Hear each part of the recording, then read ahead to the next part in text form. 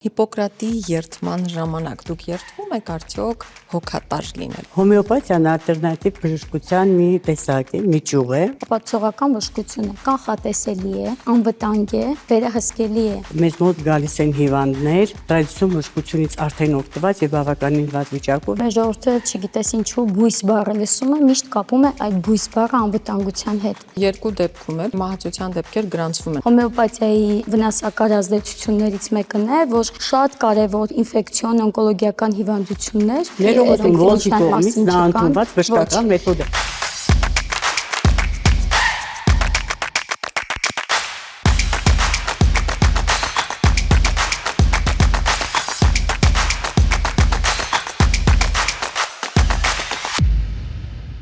Սկզբի համար ներկայանանք, ես չեմ ներկայացնելու ձեզ, դուք եք ձեզ ներկայացնելու։ Շուշան Շահբազյան, Ահա։ բժիշկ թերապևտ եւ բժիշկ հոմեոպաթ հայ-հնդկական բժշկական կենտրոնից։ Հետաքրքիր է թերապևտ եւ հոմեոպաթ։ Այո, ի սկզբանե ես աշխատել եմ որպես թերապևտ, հիմա զուգակցում եմ թերապիան հոմեոպաթիայի հետ։ Իսկ դուք։ Բարև ձեզ, ես Արփինե Սիմոնյանն եմ, մասնագիտությամբ թերապևտ գաստրոենտերոլոգ, աշխատում եմ Վիգմոր կլինիքում եւ կարդիոլաբում, ինչպես նաեւ դասավանդում եմ Երևանի Պետական բժշկական համալսարանի ներքին հիվանդությունների ամբիոնում։ Շատ լավ, շնորհակալ եմ։ Ես էլ ներկայանամ, ես Անին եմ Զաքարյան, դուք դիտում եք Հայ հաղորդման երկրորդ եթերաշրջանի հերթական թողարկումը, այսօրվա մեր թեման հոմեոպաթիան եւ դասական բժշկությունն է։ Եվ առաջին հարցը, ինչպես կարելի է սահմանել հոմեոպաթիայի եւ դասական բժշկության տարբերությունը։ Սկսենք ձեզնից։ Հոմեոպաթիայի սահմանումը թողնեմ բժշկուհին տա, ես քանի որ ապացուցողական բժշկությամբ զբաղվող բժիշկ եմ, սահմանեմ թերևս ինչ է ապացուցողական բժշկությունը, հետո մենք կփորձենք այսպես դիֆերենցիալ մեկը մյուսից։ Ապացուցողական բժշկությունը դա բժշկագիտության մեջ կիրառվող ամենաինովացիոն ժամանակակից մեթոդն է, որի նպատակն է կիրառելով նորագույն գիտական հենք ունեցող ինֆորմացիան, ինչպես նաև բժշկի կլինիկական փորձը եւ իհարկե ուրեմն պացիենտի առանձնահատկությունները եւ նախընտրությունները կիրառել լավագույն բժշկական մոտեցումները մեր բուժառուների շրջանակներում։ Ինչ է հոմեոպաթիան։ Հոմեոպաթիան ալտերնատիվ բժշկության մի տեսակ է, մի ճյուղ է, եւ նրա հիմքում ընկած է հոլիզմի տեսակետը, այսինքն ամբողջության տեսակետը։ Հոմեոպաթիան բուժում է մարդուն, հիվանդ մարդուն եւ ոչ թե հիվանդությունը։ Եվ հիմքում ընկած է նմանը նմանին բուժելու սկզբունքը, ուրեմն առաջի անգամ նմանը նմանի բուժելու գաղափարը Հիպոկրատն է տվել, երբ որ մի դեղաբույսի իմանալով հանդերձ, որ ինչ-որ մի դեղաբույսի արմատներ առաջացնում են մանիակալ սիմպտոմատիկա, որոշում է մանիակալ հիվանդ աղջկան տալ այդ բույսի թուրմը եւ տեսնել արդյոք կբուժի թե չէ, տեսել է, որ բուժում է։ Եթե վերցնում են, ասենք, ասմայով հիվանդ մարդկանց մոտ ուզում են փորձարկել դեղորայքը տեսնեն ինչքանով է դա արդյունավետ, հնարավոր չէ, որովհետև տարբեր մարդիկ տարբեր դեղորայքի կարիք են ունենալու։ Դա ինչպես է որոշում։ Դա որոշում ենք արդեն դա մեր գիտելիքն է, հոմեոպաթիայի գիտելիքը, եւ 250 տարվա կյանք ունի հոմեոպաթիան, մշտապես ենթարկվել է հալածանքների եւ պայքարների, բայց այսօր ավելի մեծ տարածվածություն ունի։ Շատ լավ, դեռ կքննարկենք, դեռ ասելիք շատ կա, ես տեսնում եմ, բայց նմանով բուժել, հա, այդպես է արտահայտությունը։ Բացի այն ամենից, ինչ որ ներկայացրեցինք, այդուհանդերձ տարբերությունը ո՞րն է։ Ես խոսեմ, թույլ տվեք խոսեմ գիտահեն բժշկությունից, ապացուցահեն բժշկությունից։ Ապացուցողական բժշկությունը հիմնված է ոչ թե անհատական սեփական փորձի վրա, այլ առաջինը դա հսկայածավալ ռանդոմիզացված վերահսկվող հետազոտություններն են, ինչպես նաև համակարգային, հա, systemic review-ները, ամբողջ աշխարհում իրականացվող հետազոտությունների արդյունքում։ Դրանք բավականին մեծ կոհորտային հետազոտություններ են, երկկողմանի քույր ռանդոմիզացված, ինչպես նաև մետաանալիզներ են հսկայական պոպուլյացիա ընդգրկող եւ ինչպես նաև ապացուցողական բժշկությունը ընդունված է բժշկագիտության ամենամեծ կազմակերպությունների կողմից ընդունված ուղղություն է, այսինքն օրինակ Առողջապահության համաշխարհային կազմակերպությունը, հա, FDA-ը, American Food Drug Administration-ը, ինչպես նաև NHS-ը, հա, ուրեմն բոլորը հաստատել են ապացուցողական բժշկությունը նախ ուղղորդում է, որպեսզի մենք զերծ մնանք ապացուցողական բժշկությամբ զբաղվող բժիշկներս, զերծ մնանք հին ոչ էֆեկտիվ բուժման մեթոդներ կիրառելուց, կիրառենք ժամանակակից նորագույն բուժական մեթոդները, որոնք այսպիսի հսկայածավալ հետազոտություններ են անցել եւ ունեն գիտական հենք, եւ իհարկե հաշվի առնենք բժշկի կլինիկական մեծ փորձը եւ իհարկե պացիենտի սպეციფիկան, առանձնահատկությունները եւ իհարկե նախընտրությունները։ Լավ, մի այսպիսի հարց տամ, շատ ուզում եմ կտրուկ հստակ լինել այս մասով։ Կարող ենք ասել, որ դասական բժշկությունը շատ ավելի վստահելի է։ Միանշանակ։ Ինչն է պատճառը։ Դասական բժշկությունը ապացուցահեն վստահելի է, քանի որ այն արդյունքն է մեծագույն գիտական բազայի, այսինքն դա մեկ անհատի կողմից ինչ որ նկարագրված կամ հետազոտված հիվանդություն կամ հիվանդությունների խումբ չէ, այլ բժշկագիտության տեսակ,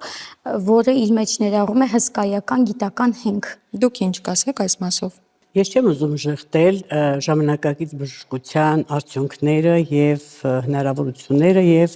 կարեւորությունը բոլորովին, բայց ես ուզում եմ ասել, որ հոմեոպաթիկ բժշկությունը կյանքում բազմաթիվ դեպքերով ապացուցել է իր արդյունավետությունը, համեմատելով ժամանակակից բժշկության հետ։ Բազմաթիվ էպիդեմիաների ժամանակ, երբ որ համեմատել են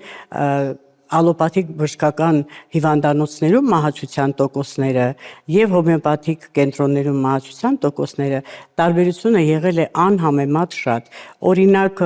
Նապոլեոնի պատերազմի ժամանակ, երբ նրանք Լեյպցիգով անցնելուց են եղել, նրանց զորքերի մեջ տարածվել է բծավոր տիֆի դեպքերը։ Ուրեմն մահացության տոկոսը բժշկական հիվանդանոցում եղել է 28% եւ ավել, հոմեոպաթիկ կենտրոններում 1.05%։ 20 թվականի կոവിഡ്ի դեպքերում մեր կլինիկան ակտիվ մասնակցել է կոവിഡ്ի բուժման ժամանակ, մեր բոլոր բժիշկները, մենք ունեցել ենք բազմաթիվ կոവിഡ്ով հիվանդներ, մեր հիվանդները հիվանդանոց չեն տեղափոխվել, ունեցել ենք թոքերի ախտահարում 70% ախտահարումով։ Այդ դա ինչպես է ստուգել։ Ստուգվել են 70% ախտահարում։ Հիմնականում ենք ստուգվել է, մենք մեզանից չենք ասում, արվել է կատե, այսինքն ստուգվել նոր եկել է ձեզ մոտ։ Անպայման, իհարկե, կամ մենք ենք ուղարկել ստուգման, կամ ինքը ստուգվել նոր է եկել մեզ մոտ։ Տնային պայմաններում ապահովել ենք թթվածնային բալոնը եւ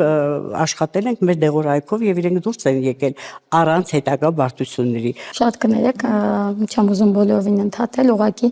այստեղ կարևորությունը նշեմ նաև այն մասին, բացի այն, որ հոմեոպաթիան դա ալտերնատիվ բժշկության մեթոդ է, այսինքն կարևորագույն բժշկական կազմակերպությունների կողմից չընդունված ուրեմն ուղղություն, քանի որ հստակ ապացույցներ նրա էֆեկտիվության մասին չկան, բժշկական մեթոդ է։ WHO-ի, NHS-ի բժշկական մեթոդ է։ Դուք ծանոթ չեք ռուսի տվյալներին, դոկտոր ջան, եւ ընդունված չէ, քանի որ նաև հսկայածավալ հետազոտություններ կան այն մասով, որ հոմեոպաթիայի վնասակար ազդեցություններից մեկն է, որ շատ կարևոր ինֆեկցիոն օնկոլոգիական հիվանդություններ, որոնք որ պացիենտի նախընտրությամբ վարվել են հոմեոպաթի կողմից, ունեցել ենք մի շարք խնդիրներ, նախ կլինիկական ընթացքի վատթարացում, դինամիկ վատացում,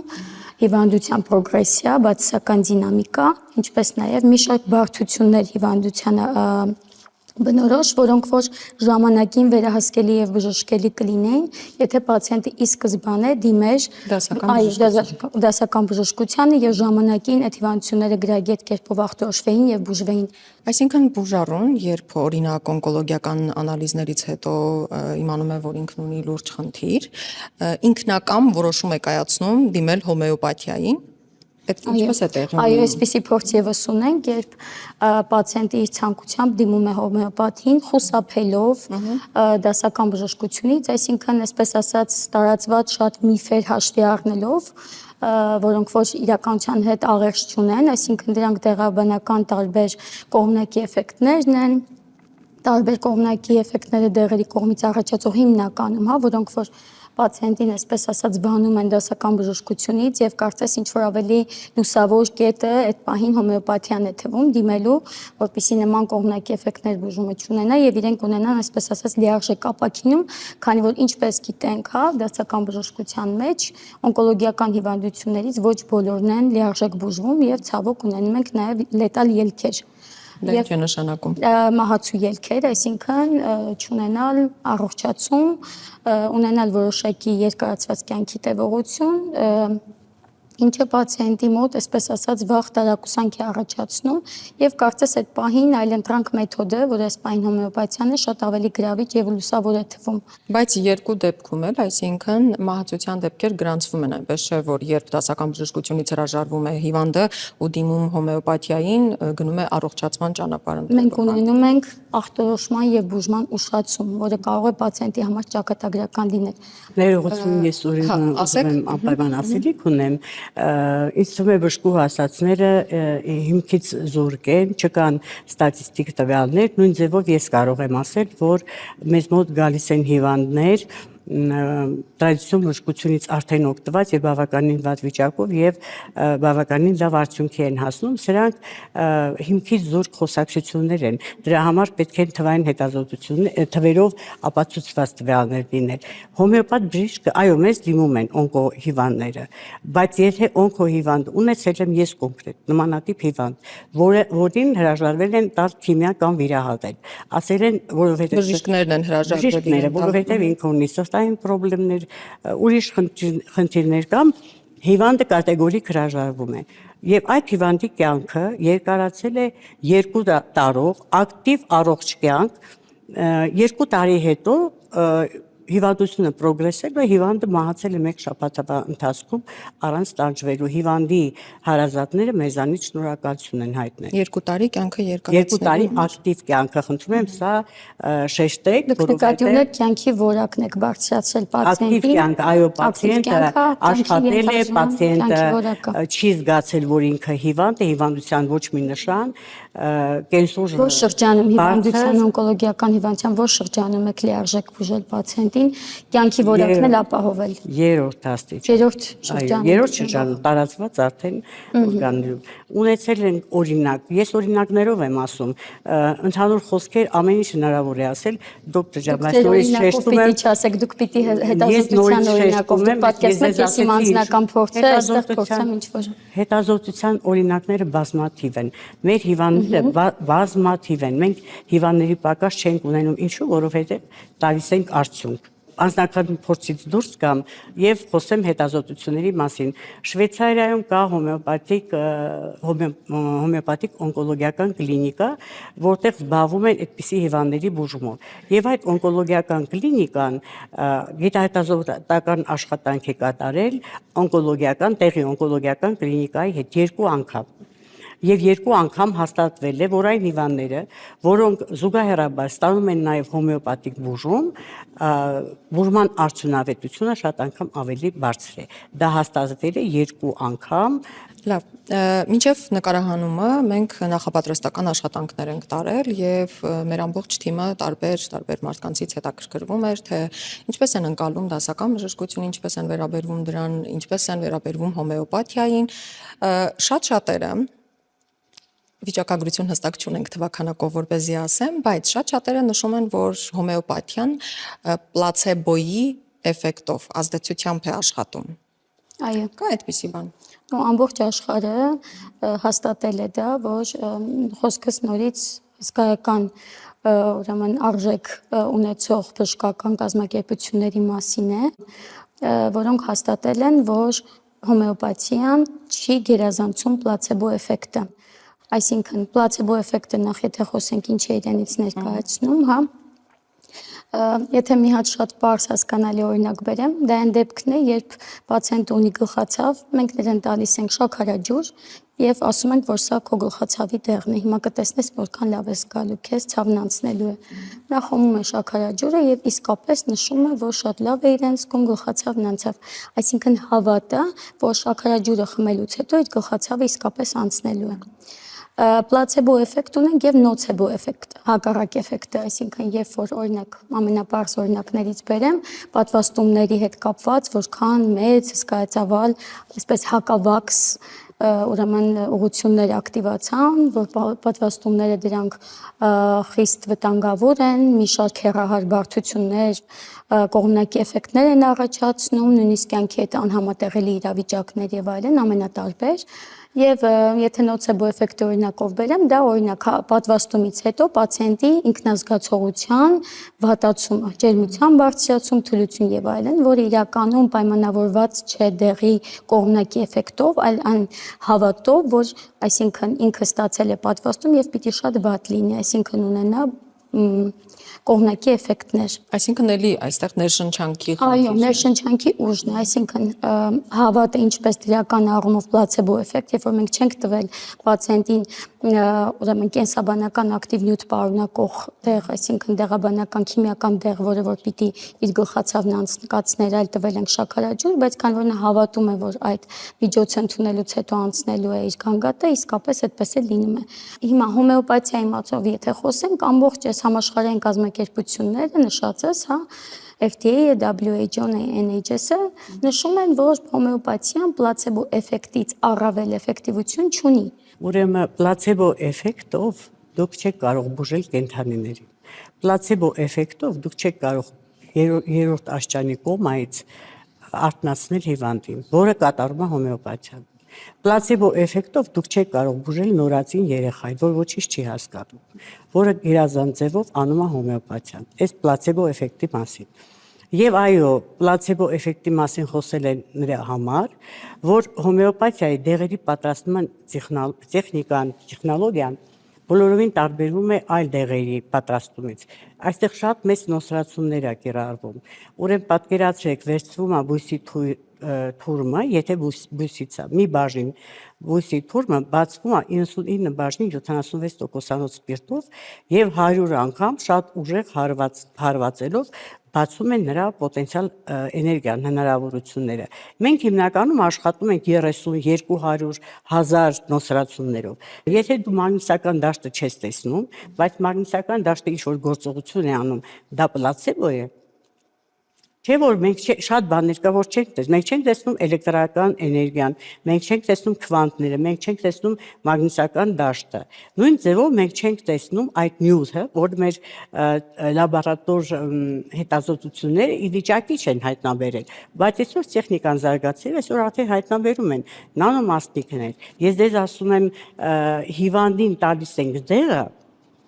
մի ժամվա ընթացքում ամբողջ հիվանդությունը, որ մի շաբաթ իրան տանջում էր, մի ժամվա ընթացքում դանակի նման կտրում է։ Դուք ասում եք, որ ներողություն, որ ընդհատում են, դուք ասում եք, որ ազդեցությունը շատ արագ է լինում, բայց մեր էլի թիմի ուսումնասիրությունների արդյունքում մենք ավելի շատ հանգեցինք են եզրահանգման, եկանք են եզրակացության, որ հոմեոպաթիան շատ ավելի դանդաղ է ազդում եւ երբեմն հենց դրա պատճառով էլ վնասում է բուժառուին։ Հիմա ասեմ ձեզ, հոմեոպաթիան սկսում է աշխատել շատ արագ, բայց քանի որ հոմեոպաթիան բուժում է հիվանդին, բուժում է, ոչ թե ցում է ռեմիսիայի փուլի մեջ, այլ աշխատում է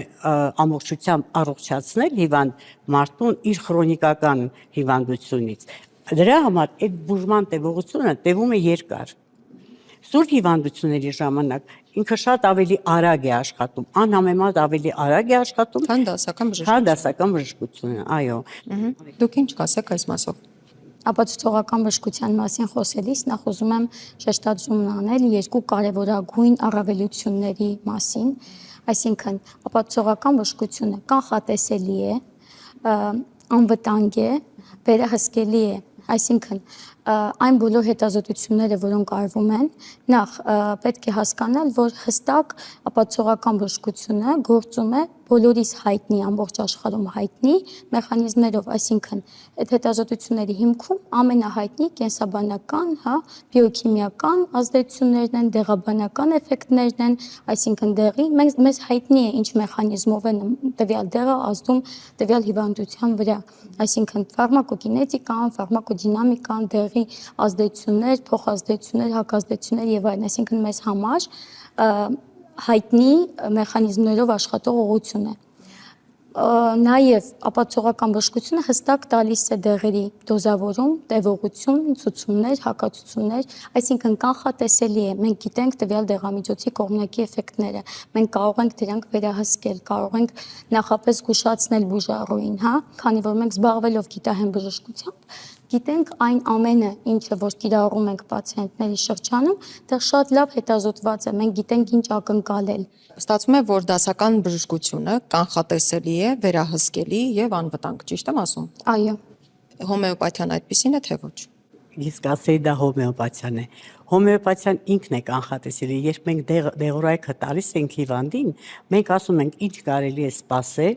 եւ ինչ ռեակցիայի դեպքում ինչ կարող է լինել։ Հոմեոպաթիայի դեղորայքը աշխատում է խստագույն օրենքների եւ պրինցիպների վրա հենված, այսինքն դու կարող ես կանխագուշակել քո ճիշտ նշանակած դեղը ինչ ռեակցիա պետք է առաջացնի եւ այդ ռեակցիան ինչ է նշանակում եւ հետո ինչպես պետք է վարվել։ Եվ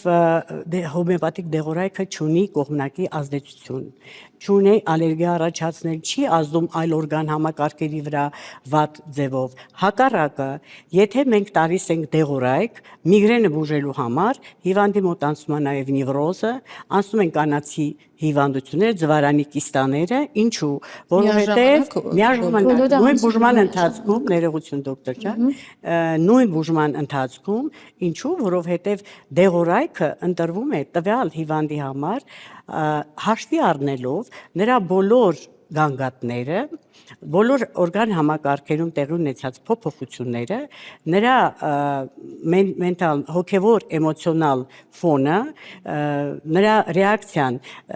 եղանակի նկատմամբ, նախասիրությունները, սննդային անհատականությունը, ամբողջությամբ անհատական մոտեցում։ Եվ երբ որ այդ ժամանակ մենք տալիս ենք դեղորայքը, ասում եմ ձեզ, առաջի ռեակցիայից, հենվելով գիտելիքների վրա, մենք գիտենք ինչ կարելի է սպասել եւ ինչ է լինելու հետո։ Դուք ասացիք, որ անհատական մոտեցում եք ցուցաբերում։ Այո։ Ինչքան ժամանակ է պահանջվում ձեզնից, որպեսզի տվյալ մարդուն ուսումնասիրեք բավական չափով, որ ըստ այդմ նշանակեք բուժումը։ Դասական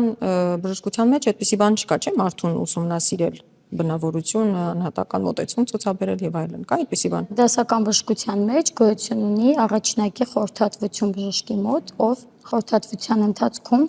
նախ լսում է մանրամասն պացիենտի գանգատները,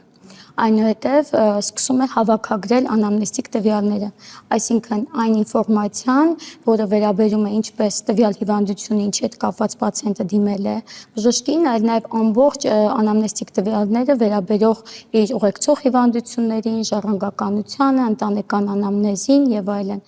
Բայց բնավորություն, սեզոն, նախընտրություններ եւ այլն ուշադրության չի արժանանում այս դեպքում։ Եվ եւս մի սկզբունք ասեմ, որ նայեք տրադիցիոն բժշկության մեջ դեղորայքը նշանակվում է հիվանդության հետևանքով առաջացած ախտանիշները վերացնելու համար, հետևանքով առաջացած նյութերի վրա ազդելու համար։ Հոմեոպաթիկ բժշկության մեջ դեղորայքը ընտրվում է պատճառի վրա աշխատելու համար, ինչից առաջացել է հիվանդությունը, հիվանդին բուժելու համար։ Սկզբունքը այսպիսին է, երբ որ նմանության օրենքով դու տալիս ես դեղը հիվանդին, այդ դեղորայքը ազդում է թուլացած կենսուժի վրա, ինչու է հիվանդը հիվանդանում, որովհետև նրա իմունիտետը, պաշտպանողական համակարգները տուժված վիճակում են, ընկճված վիճակում են, հետևաբար հիվանդությունները գլուխ են բարձրացնում, թույլ տեղերը սկսում են գլուխ բարձրացնել եւ աշխատել։ Դուք անընդհատ ասում եք դեղորայք, բայց կլինիկական հետազոտություն անցած են այդ դեղերը, թե բժիշկը, հոմեոպաթ բժիշկը ինքն ունի ձեր նշած անհատական մոտեցմամբ եւ նաեւ ստեղծագործ մոտեցում։ Անհատական մոտեցումը վերաբերում է ոչ թե բժիշկը անհատականորեն ինքնավորոշում, այլ բժիշկը հենվում է հոմեոպաթիայի օրենքների վրա, գիտելիքի վրա։ Ինքը իր ցանկությամբ չի նշանակում դեղը, եթե նշանակում է բժիշկը անգրագետ է։ Շատ լավ, իմ մի հարցը անպատասխան մնաց, անհատական մոտեցման դեպքում դուք ասացիք, որ ուսումնասիրում եք բուժառուին, հետո բուժում եք նշանակում, ինչքան ժամանակ երկար է տևում։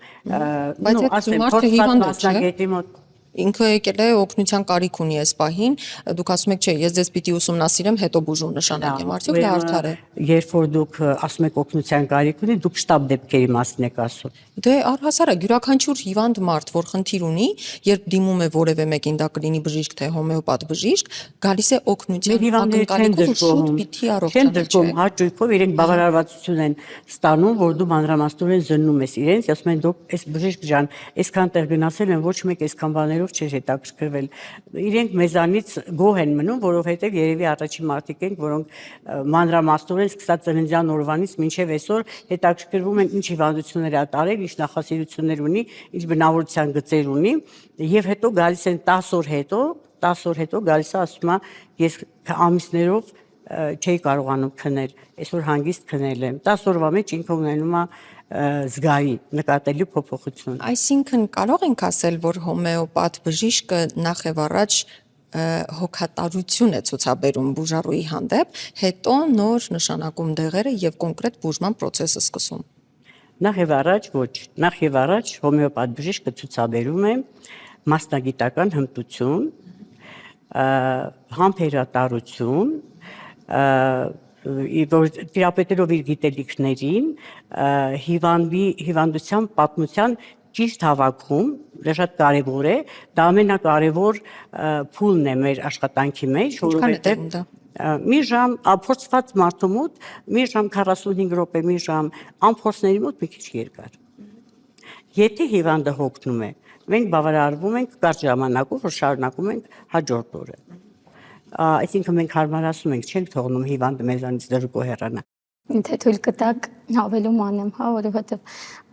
թվում է թե ես ներկայացնում եմ ապացուցողական բժշկությունը այսպես որպես լեգիա արցիս իդեալական մի ուղղություն, որը որ չունի բոլոր ինտերություններ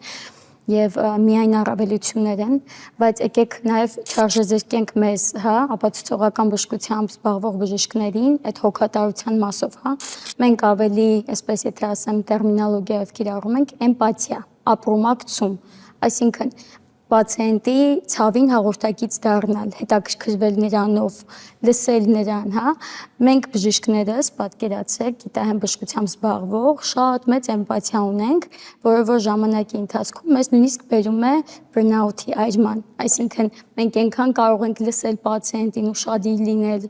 հետաքրքրվել նրա այդ ձեր նշած վաղ, դեռ մանկական տարիքից իր հիվանդություններով, ընտանեկան անձնանալով։ Եկեք չմոռանանք, որ ես էլ եմ բժիշկ։ Ես էլ եմ հերացու համալսարանը ավարտել, սովետական տարիներին դեռևս ընդունել, երբ որ շատ դժվար էր բժշկական համալսարան ընդունվել։ Բոլոր ժամանակներում հավատացեք։ Իսկ ապացուցողական բժշկության մասով նաև շատ կներեք, ես ավելացում անեմ, դուք կշարունակեք, հա, ինդիվիդուալությունը մեր բուժական պրակտիկայում եւս շատ կարեւոր է, անհատական մոտեցումը պացիենտին հաշվի առնելով իր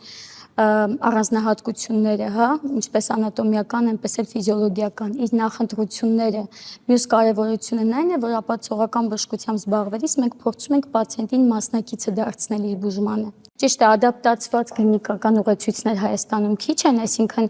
հարմարեցված մեր Հայաստանին, այսինքն մեր բնակչությանը, մեր տարբեր գենետիկ, ուրեմն մշակութային, սովորութային, հա, առանձնահատկություններին, բայց ամեն դեպքում այս կլինիկական ուղեցույցները մեզ հնարավորություն են տալիս աշխատել անվտանգ եւ կիրառել ամբողջ աշխարհում կիրառվող փորձը։ Դուք ասացիք, որ ապրումակցող պետք է լինի բժիշկը, հա։ Այո։ Բայց մի հարց ունեմ, կներեք իհարկե այս հարցիս համար, Հիպոկրատի երդման ժամանակ դուք երդվում եք արդյոք հոգատար լինել, հենց կոնկրետ հոգատար լինել։ Բուժառուի հանդեպ։ Հիմա ասեմ ճիշտը, որ ասեմ, ես մեր ժամանակ այդպես Հիպոկրատի ավարտելու տարիներին այդպես կարևորություն այդ կետերին ճիշտ է մենք տվել ենք երդումը, հա, մաքսիմալ ազնիվ լինելու նախ ինքներս մեր նկատմամբ, հետո հիվանդի եւ առհասարակ բժշկագիտության առջև, բայց ես կարծում եմ բացի այդ այսպես սպիտակի վրա սևով գրված տողերի,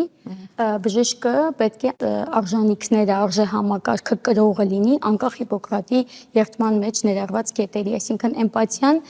դա ոչ թե պարտականություն է, այլ իհարկե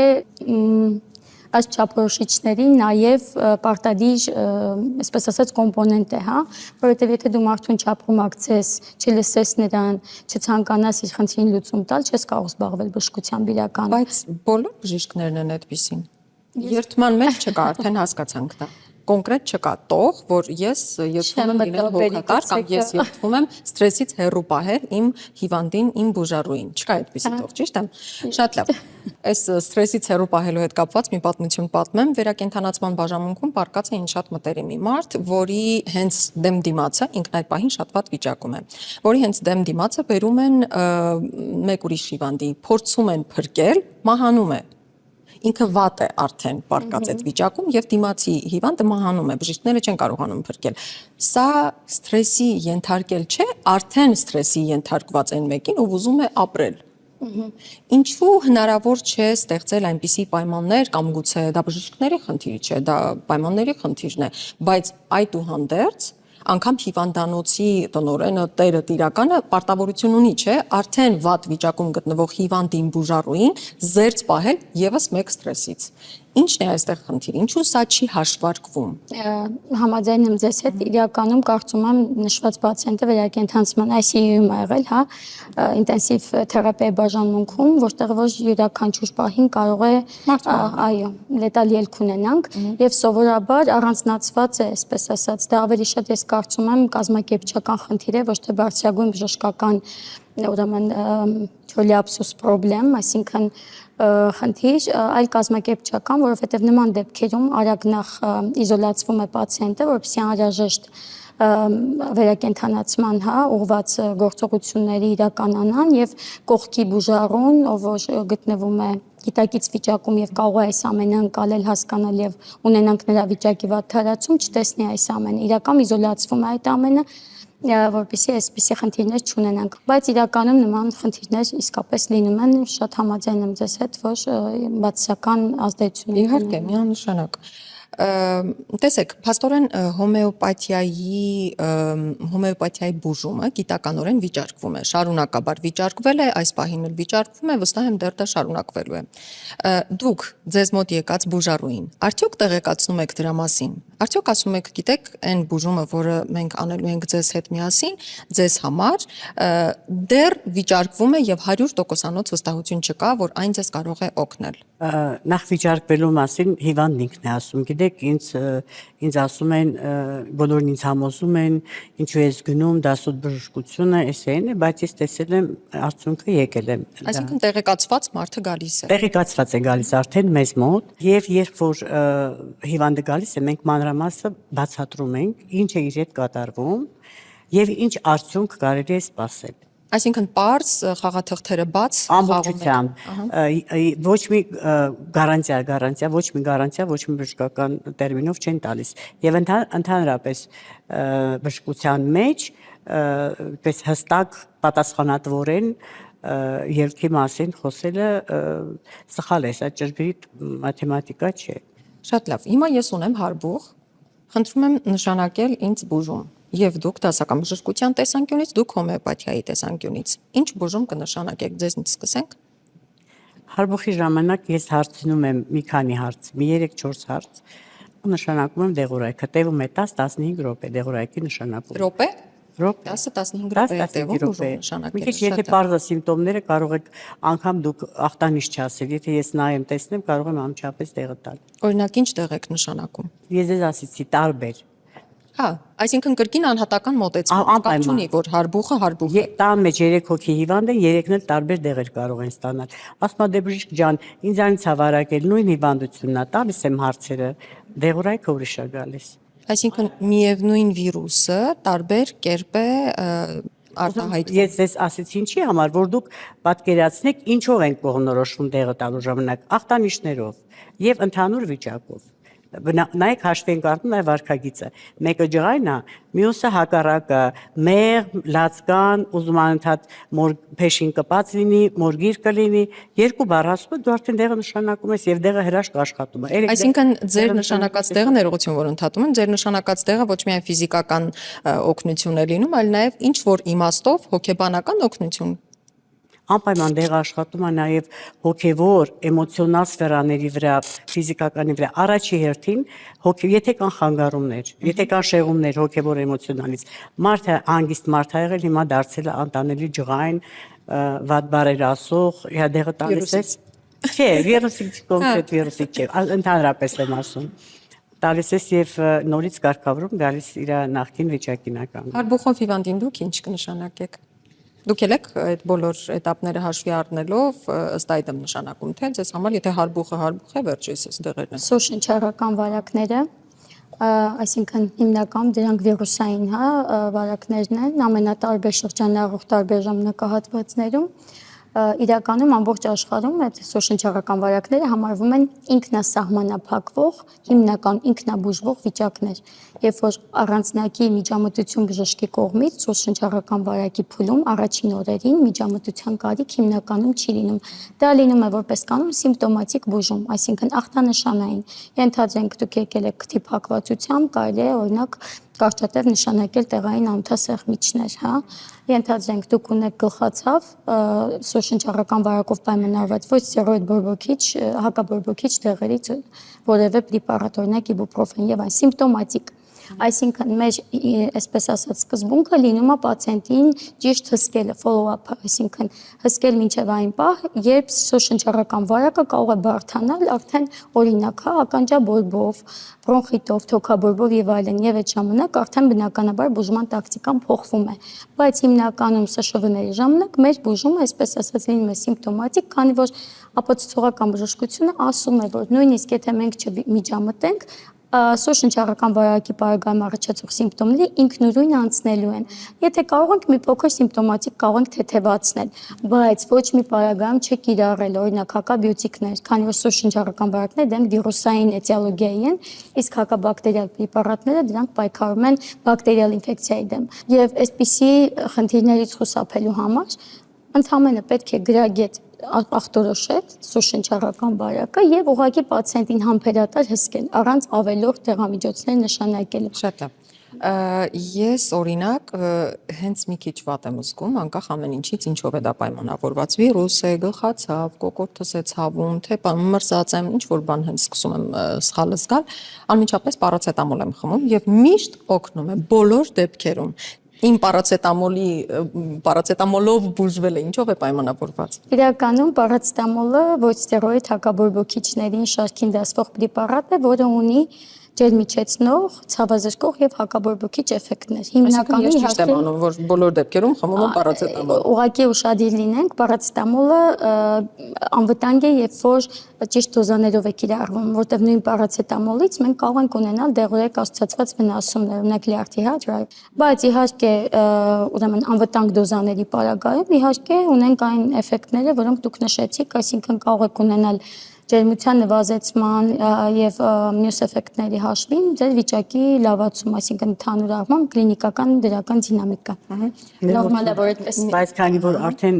բժշկուհին ասեց, որի հետ համաձայն եմ, մենք էլ առաջի օրը կամ երկրորդ օրը մինչև 2 օր չենք նշանակում դեղորայք, ավելի լավ կլինի չխմել դեղորայք, որը ընդհանրապես քանի որ բժշկուհին էլ ասեց, որ հնարավոր է ինքնալավացում լինի։ Եվ պետք է չմոռանալ, որտեղ եւ պետք է չմոռանալ, որ ցանկացած դեղորայք երկարատև ընդունելուց կարող է հիպերսենսիբիլիզացիա առաջացնել օրգանիզմում, գերզգայունություն առաջացնել օրգանիզմի եւ անգամ թույլատրելի դոզաները, փոքր դոզաները կարող են որոշիչ դառնալ հիվանդություն առաջացնելու մեջ։ Դրա համար այդպես իրենք այդպես անվնաս չեն, որ կարելի լինի իրենց աչ ու ձախ օգտագործել։ Միշտ պետք է զգուշանալ դեղորայքի օգտագործումից։ Եվ վերջին հարցը, շնորհակալ եմ այսօրվա այս անուշ զրույցի համար, շատ մեծ բացահայտումներ արեցիք, շատ շնորհակալություն դրա համար, որ անկեղծ էիք եւ ասացիք այն, ինչ իսկապես մտածում եք ու համարում ճիշտ, առանց վախենալու։ Պատմեք պատմություններ հրաշքների մասին։ այն դեպքը, երբ փրկվել է ձեր աչքի առաջ մեկը դասական բժշկության շնորհիվ եւ հոմեոպաթիայի շնորհիվ։ Ինձ թույլ կտակ հիմա մտաբերեցի օրեր առաջ բուժառու ունեի խոցային կոլիտով, խոցային կոլիտը դա քրոնիկ պրոգրեսիվող, այսինքն հարաճող եւ մի շարք բարդություններ առաջացնող քրոնիկ աղիների բորբոքային հիվանդություն է, որի արդյունքում բացի այն, որ մենք լիարժեք ապակինում չենք ունենում, քանի որ հիվանդությունը պատճառագիտությունը հայտնի չէ եւ մեխանիզմը աուտոիմուն է ու մենք ունենում ենք հիմնականում հիվանդության ավելի շատ բարդությունները, ինչպես նաեւ ցավոք որոշ դեպքերում նաեւ լետալ ելքեր, հիվանդությունը, այսպես ասած, դժվար կառավարելի եւ դժվար բուժելի է համարվում, բայց քանի որ մենք հիմա այսպես ասած դասական բժշկության մեջ ունենք լավագույն պրեպարատներ, այսինքն այն արսենալը դեղերի, որոնք որ բավականին էֆեկտիվ բուժում են այս հիվանդներին, այսպես ասած բուժում են, քանի որ մեզ համար բուժումը խոցային կոլիտի դեպքում դա կլինի մաքսիմալ երկարատև ախտադադար ռեմիսիան, այսինքն ընթացքի հիվանդություն եւ պացիենտը չունի կլինիկական սիմպտոմներ կամ գոնե քիչ ունի, քանի որ լիարժեք բուժում հնարավոր չէ իրականացնել։ Եվ այս իմ բուժառուն երիտասարդ տղա, ով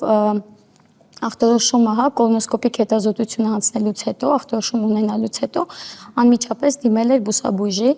ով գրեթե 1 տարի իրեն տարբեր բուսական թուրմերի միջոցով այսպես հուսադրելով, որ պետք է սպասենք դինամիկային, լավ է լինելու եւ այլն փորձել էր բուժել, որի արդյունքում մենք ունեինք եւ ժամանակի կորուստ, այսինքն եթե մենք շուտ սկսենք գրագետ տեղաբանական բուժումը, մենք կունենայինք նախ ավելի լավ, այսպես ասած, պատասխան բուժմանը, ավելի քիչ բարդություններ, երկրորդային եւ իհարկե հիվանդի որակի բարձրացում այս բուժման արդյունքում։ Ինքը կորցրել էր այդ ժամանակը եւ երբ որ արդեն դիմեց բավականին արտահայտված բազմակի փորլուծություններով, այսինքն օրական մինչեւ 10 անգամ արյունային կղանքով, քաշի կորուստով, երկրորդային արդեն սակավարյունություն եւ այլն, այսինքն բավականին ծանր կլինիկական ընթացքով։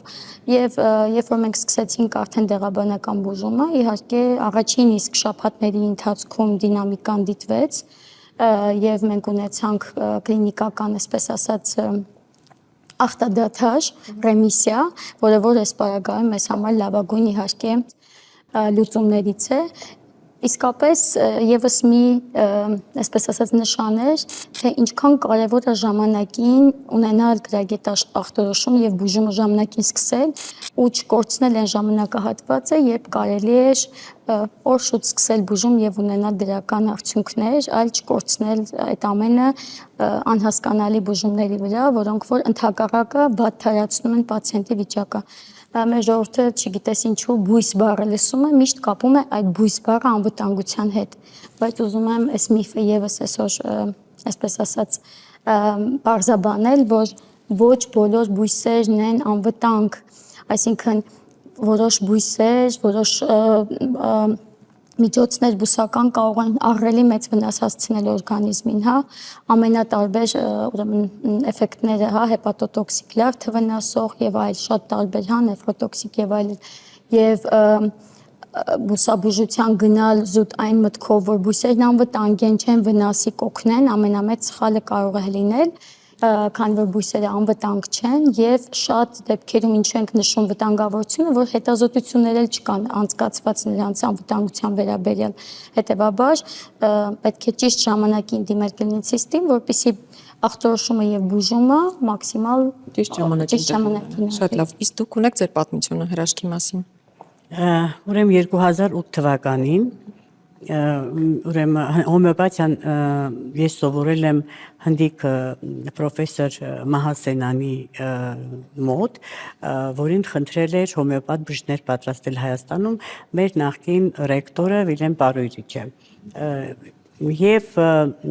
երբ որ ինքը այցելեց Հայաստան, կատարեց խնդրանքը, պատրաստեց եւ հիմա այդ մեր կլինիկայում աշխատում ենք իր ուսանողները, բոլորն այնտեղ կենտրոնացած։ Ուրեմն երբ որ ինքը այցելեց, ծանոթներով այդպես իմացան իր տեղը եւ հրավիրեցին ծերեթելու հիվանդանոց մի երեխա, 6 տարեկան ծանր կոմայի մեջ էր եւ բժիշկները ասել էին, որ այդ ոչինչ չեն կարող անել, իվել ուզում էին անջատել, մայրը խնդրեց, որ մի օր էլ թողնեն, մինչև կգան կնային։ Միասին գնացել ենք հիվանդանոց, սառը դիակի նման, ասեղով ծակելուց ոչ մի ռեակցիա չկա, այտուցված գլխով, մի խոսքով ոչ մի հույս չէին տալիս, ասում էին պետքա վերջ է, էլի։ Ուրեմն դեղը նշանակվեց գիշերով, առավոտյան երեխան նստեց եւ ջուր ուզեց, ներողություն, չնստեց, ջուր ուզեց։ Մի շաբաթից երեխան դուրս գրվեց հիվանդանոցից, այդ երեխան ապրեց։ Դա իրոք մեր համար էլ էր հրաշք, որովհետեւ մենք դրա մասին միշտ խոսում ենք առանց մոռանալու։ Եվ խոցային կոլիտի հետ կապված էլի մենք ունեցել ենք երեխա 4 տարեկանից, շատ ծանր արյունային լուծերով, հաճախակի կեղտով, ծանր վիճակում հետանցքի ցավերով, դարձյալ մեր բուժումները ստացավ, այսօր այդ տղան 18 տարեկան է եւ կոլոնոսկոպիան բիոպսիան ցույց են տվել, որ ինքը ունի խոցային կոլիտ, դա աուտոիմուն զարգացող հիվանդություն է։ Երբ որ խոցային կոլիտով հիվանդներն ամբողջ կյանքի ընթացքում պետք է ստանան դեղորայք, իմունոդեպրեսանտներ եւ երբեմն այդ իմունոդեպրեսանտների հետևանքով հիվանդությունը վերջանում է քաղցկեղով։ Այսինքն ուրեմն մոտեցումների տարբերությունն այսպեսին է։ Եվ վերջում ինքն է առաջացնում քաղցկեղ, օգտագործող դեղորայքը իրենք էլ կարող են լյարդի վնասումով առաջնորդվել եւ վերջում ուզում եմ որտեղ մոռացա հիմա ուզում եմ նշել ապացուցողական բժշկության հետ կապված, ուրեմն մեր օրերում Հունաստանում միջազգային հոմեոպաթիայի ակադեմիայում կատարվում են գիտական հետազոտություններ, բավականին մեծ աշխատանքներ կան, տպված հոդվածներ կան, այդ հոդվածները տպված են ոչ թե հոմեոպաթիկ ժուրնալներում, այլ արժեք ունեցող տրադիցիոն բժշկական ուրեմն պարբերականներում, որտեղ ապացուցվում է, որ տվյալ հիվանդության հետ կապված վերցրել են երկակի կույր ուրեմն պատահական սկզբունքով ընտրված այդ հիվանդները վարվել են եւ էֆեկտը ապացուցվում է։ Կան տվյալներ, բազմաթիվ տվյալներ, հիմա աշխատանքները տարվում են։ Շատ լավ։ Շնորհակալ եմ ձեզ այսօր մեզ հյուր գալու համար, հայի տաղավար գալու համար եւ ձեր գիտելիքը մեզ հետ կիսելու համար։ Վստահ եմ, որ ձեզ շատ հետաքրքրեց այս թեման։ Մենք առաջիկայում, եթե ելի անհրաժեշտություն գտնենք, անպայման կանդրադառնանք կրկին հոմեոպաթիային եւ դասական բժշկությանը։ Շատ հետաքրքիր համեմատություն ստացվեց։ Գրեք ձեր կարծիքները մեկնաբանություններում, բաժանորդագրվեք մեր ալիքին, Reopen Media-ի ալիքին, սեղմեք զանգի կոճակը, որպեսզի բաց չթողնեք մեր հետագա թողարկումները եւ նաեւ հիշեցնեմ, որ ես Անի Զաքարյանն եմ, կհանդիպենք։